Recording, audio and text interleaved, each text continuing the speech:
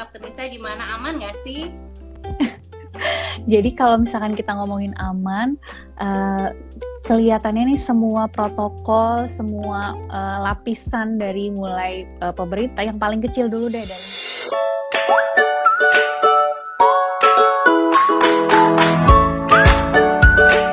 Malam semuanya, Bapak, Ibu, mungkin juga ada kakak-kakak di sini. Kita kenalan dulu kali ya. Mungkin kalau dengan Bu Bui udah sering ketemu. Kalau dengan Dokter Nisa, topik malam ini tuh agak menakutkan sih sebenarnya buat beberapa orang tua, tapi juga kayak pada pingin tahu gitu. Jadi aman nggak sih sebenarnya, aman? Gitu. Coba Yes. Dokter Nisa gimana, aman nggak sih? Jadi kalau misalkan kita ngomongin aman, kelihatannya nih semua protokol, semua lapisan dari mulai pemerintah yang paling kecil dulu deh, dari mulai keluarga udah nyiapin ya, karena memang udah setahun lebih nih kita nggak ada sekolah tatap muka, sedangkan kebutuhan untuk seorang anak tumbuh kembang itu kan bersosialisasi, bergerak bebas gitu ya. Nah itu jadi suatu tuntutan nih, orang tua juga di rumah belum tentu bisa mengurusi dari A sampai Z pendidikannya gitu. Kadang kan ada aja cerita-cerita lucu ya Bubu ya, gimana sekolah online tuh orang tua menyikapinya gitu. Nah terus dari mulai pihak sekolahnya persiapannya udah mulai vaksin, udah mulai nyiapin semua peralatan tuh. Jadi peralatan tempurnya itu ada kayak untuk cuci tangan, kemudian disinfektannya, kemudian ruangannya dijaga biar jarak antar ininya hanya 1,5 meter, kemudian hanya 30-50% yang hadir, jam-jamnya, jadi kayaknya persiapannya udah oke banget. Terus lapisan pemerintahannya nih, dinas kesehatan sama dinas pendidikan, jadi kayak tracing kalau seandainya ada yang positif itu akan seperti apa gitu. Jadi kalau yang saya lihat memang dan satu lagi vaksin ya, terutama untuk yang anak-anak sudah boleh vaksin. Jadi lapisan-lapisannya tuh kayak kita memang sudah persiapan dengan matang gitu ya. Jadi dengan menurunnya case, kita kan juga dari IDAI punya syarat ya. Jadi salah satunya adalah positivity rate kurang dari 8% di daerah tersebut. Dan biasanya ditandai dengan PPKM-nya. Jadi orang masyarakat tuh bisa lihat kalau PPKM-nya udah mulai turun, berarti kira-kira tuh positivity rate-nya sudah mulai menurun juga nih Bu. Nah, jadi makanya jadi yang level 1, 2, 3 itu PPKM-nya sudah mulai boleh, tapi kalau 4 masih belum boleh sama sekali gitu ya. Nah, jadi dengan persiapan yang matang seperti itu, kelihatannya saya lihat beberapa yang pasien saya lihat juga ada juga yang dari luar daerah konsul online, ternyata ada yang sudah 1 bulan dengan protokol seperti itu, alhamdulillahnya mereka baik-baik saja, masih aman gitu ya, karena masih ketat nih gitu. Jadi kalau boleh dibilang aman atau enggak, nah itu persiapannya nggak cuma dari keluarga aja, tapi benar-benar dari semua aspek gitu ya Bu ya. Betul, jadi seperti saya juga memantau beberapa sekolah SD yang sudah masuk kira-kira 1 bulanan ya Bu ya. Jadi memang mereka itu harus orang tuanya setuju dulu. Yang kedua, meyakinkan anaknya bisa nggak boleh buka masker dan biasanya jamnya. Jadi biasanya saya lihat tuh hanya sekitar 2 jam, 3 jam, tapi tidak ada jam istirahat yang boleh sampai buka masker, nggak boleh makan. Jadi kayak masih ketat banget. Jadi memang untuk anak-anak di bawah 12 tahun, levelnya beda untuk perlindungannya gitu ya. Seperti itu Bu. Ya. Berarti kalau 12 tahun berarti hitungannya seperti dewasa aja ya. Jadi kayak ya karena mereka juga udah divaksin dan lain-lain kan sebenarnya.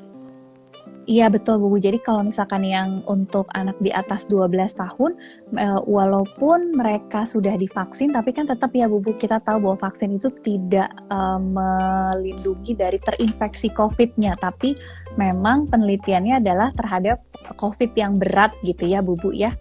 Salah satunya itu. Jadi proteksi terhadap COVID yang berat. Jadi pada anak-anak di atas 12 tahun yang ayah bunda, moms, dad yang perlu betul-betul yakinkan adalah mereka jangan sampai lengah. Karena bukan berarti walaupun sudah vaksin mereka tidak bisa terkena COVID, apalagi anak-anak dengan komorbid ya. Nah, kalau ngomongin komorbid nih Bu, jadi sedikit menyinggung ya Bu ya.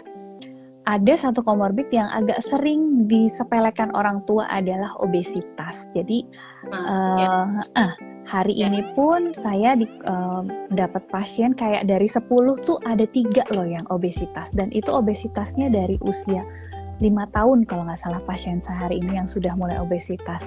Nah, jangan salah bahwa obesitas juga merupakan salah satu resiko untuk terjadinya COVID berat pada anak. Bisa juga. Jadi untuk mempersiapkan anak masuk sekolah nih Dok, apa yang bisa kita bekali selain yang tadi? Benar-benar untuk masuk ke sekolahnya ya benar hand sanitizer dan semua. Kan bawa sendiri alat tulis, alat makan dan lain-lain. Apakah di rumah juga kita harus kasih vitamin kah? Booster apa sih yang mesti kita kasih gitu? Nah itu ya Bu. Jadi yang pertama, kalau di rumah makannya sudah seimbang. Makan seimbang itu betul-betul komponen makronutrien, protein, karbohidrat, lemak ya, dan juga air. Air masuk dalam salah satu kebutuhan dalam stabil kondisi gizi seimbang. Kemudian mikronutrien. Nah, mikro ini yang terkadang sulit. Jadi misalkan komponen Fe, zinc, kemudian mineral-mineral yang lain itu kurang, vitamin D. Nah, seperti itu tuh. Jadi yang nomor 1 biasanya kita merekomendasikan vitamin D. Dan untuk multivitamin lain yang bisa menjaga daya tahan tubuh atau imunitas itu kombinasi dari vitamin C juga vitamin-vitamin yang lain dan zinc. Jadi makanya sebetulnya kayak vitaminnya anak-anak dengan COVID atau dewasa. Jadi combo vitamin C, vitamin D dan zinc gitu ya. Nah, itu biasanya selama dalam kondisi pandemi tetap saya sarankan untuk diberikan, memang dosisnya tidak tinggi seperti dosis terapi pada COVID. Seperti itu, gitu Bu ya. Jadi multivitamin, vitamin D dan juga zinc. Biasanya saya tetap menyarankan orang tua, ayah bunda untuk tetap minum itu anak-anaknya ya. Nah, gitu. Oke. Terus ini pertanyaan yang sangat penting nih, sangat penting. Kalau banyak ada orang tua aku dengar mereka ngasih anaknya jamu ya. Iya, oke. Masih juga propolis. Oke, ya jadi memang cara umum saja ada yang pro, ada yang cons. Jadi ada yang hasilnya itu menunjukkan oke lah bisa membantu, tapi dia tidak spesifik. Memang sudah ada juga tuh beberapa penelitiannya, tapi memang belum ada yang sedahsyat multivitamin tambahan gitu loh maksudnya. Jadi betul sejauh ini memberikan bukti manfaat secara jumlah selnya meningkat, kemudian kekuatan selnya meningkat, sel-sel imun yang sudah terbukti. Jadi kita bedakan, misalkan pagi boleh deh mau makan minum apa dulu, jamunya atau propolis atau jamu atau vitamin dulu, baru siangnya bedain gitu ya, jangan sampai ada terjadi reaksi. Saya selalu seperti itu, jadi biar orang tua tidak seperti dilarang karena takutnya merasa aduh nih dokter nih nggak bisa diajak kompromi banget nih, kadang-kadang kan gitu ya. Seperti itu, tapi kita juga pengen anaknya tuh dapat asupan yang memang secara medis itu terbukti gitu. Harus pintar-pintar nih Bu nih, kadang-kadang nih kita melobi orang tua yang punya keyakinan kuat gitu ya. Ya, aku ada beberapa temen yang keyakinannya kuat banget kayak. Pasti ada ya Bu ya. Nah, betul. Udah pokoknya madu jamu tiap hari itu cuma madu jamu aja gitu, kayak jamunya dari A sampai Z tuh kayaknya gitu. Apa sih madunya aja, kayak madunya juga macam-macam. Ini kalau pagi tuh madu yang kandungannya ini, terus siang tuh ini gitu. Terus tapi ngasihnya juga cuma sedikit-sedikit. Aku kayak mikir, emang bisa ya? Maksudnya kayak cuma nggak sampai 1 sendok teh juga nggak sampai gitu loh. Tapi ya sudah lah gitu. Nah, pertanyaan terakhir, perlu nggak sih Dok untuk nambahin si imun itu tadi di rumah, itu kalau malam tidurnya tuh pakai air purifier, itu seberapa efeknya sih Dok? Dan ada juga anak-anak kan pada dipakein ke sekolah tuh pakai air purifier, dikalungin lah atau ditempel lah kayak, atau yang virus kayak gitu tuh seberapa efektifnya sih Dok? Jadi air purifier memang sangat efektif untuk di dalam ruangan mempurified dari baik kotoran, debu kan dia juga punya filternya, dan juga untuk ion-ionnya untuk membunuh dari baik bakteri ataupun virus memang itu sangat efektif. Tetapi untuk perlindungan anak dari sakit tidak hanya air purifier, tetap badannya dia sebagai first line atau lini pertama perlindungan dia. Ini sepertinya akan berkaitan ya dok ya dengan topik-topik menarik selanjutnya, karena memang yang dari tadi saya perhatikan Bapak Ibu manteng aja gitu, nggak keluar-keluar. Terima kasih banyak. Jadi mudah-mudahan dokter akan ada waktu lagi untuk live Instagram bersama 3 generasi.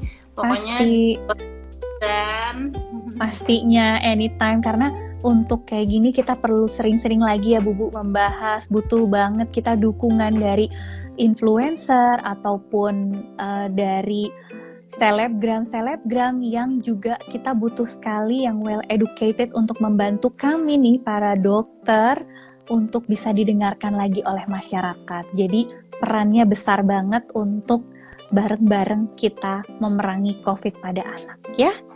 Oke, terima kasih Bu sudah diundang. 3 generasi, terima kasih. Selamat malam semuanya, sehat-sehat ya dok. Iya, sehat-sehat. Sampai ketemu lagi. Ketemu.